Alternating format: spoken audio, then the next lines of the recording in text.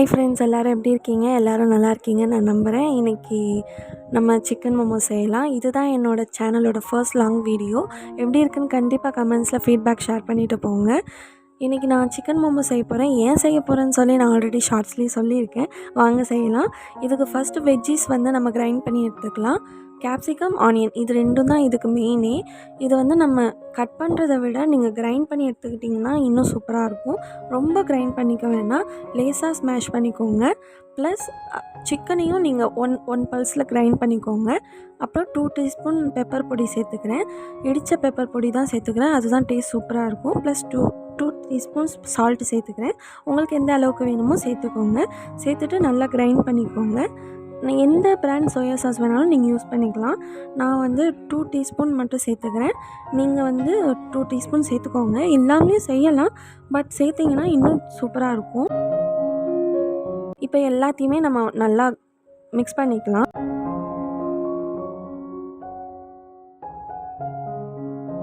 இதில் நீங்கள் பெரிய பீசஸ் இதெல்லாம் இருக்கோ ரிமூவ் பண்ணிவிடுங்க.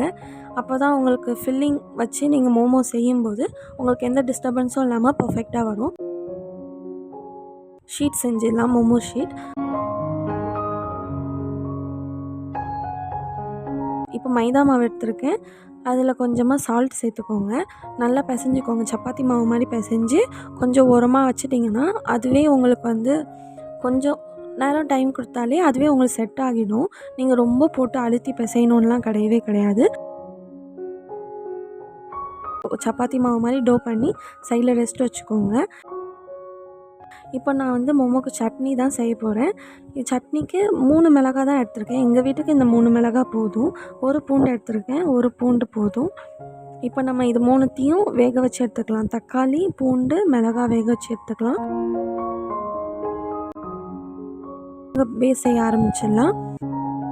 கொஞ்சமாக அதுலேருந்து எடுத்துகிட்டு நம்ம சப்பாத்தி தேய்க்கிற மாதிரி குட்டியாக தேய்ச்சிட்டு எவ்வளோ ஃபில்லிங் வேணுமோ வச்சுக்கோங்க. உங்களுக்கு ரெஸ்ட்ரிக்ஷன்ஸே இல்லை.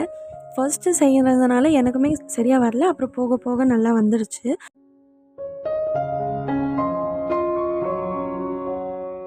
இப்போ நான் இது எல்லாமே ஷேப் பண்ணிட்டேன்.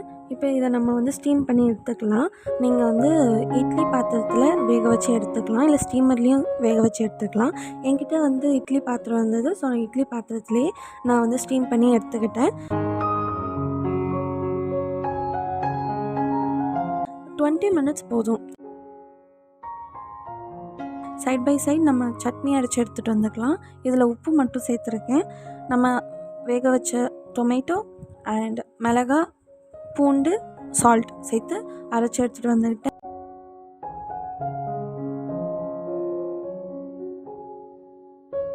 இதே மாதிரி நிறைய வீடியோஸ் பார்க்க சேனல் சப்ஸ்கிரைப் பண்ணிக்கோங்க. எப்படி இருந்ததுன்னு கண்டிப்பாக கமெண்ட்டில் ஃபீட்பேக் சொல்லிட்டு போங்க. மோமோஸ் சூப்பராக இருந்தது. நான் ஃபர்ஸ்ட் டைம் செய்கிற மாதிரியே இல்லை. கண்டிப்பாக ட்ரை பண்ணிவிட்டு ஃபீட்பேக் சொல்லிட்டு போங்க. அண்ட் தேங்க்யூ ஃபார் வாட்சிங் பிரின்சஸ் டைரி. பாய் பாய்.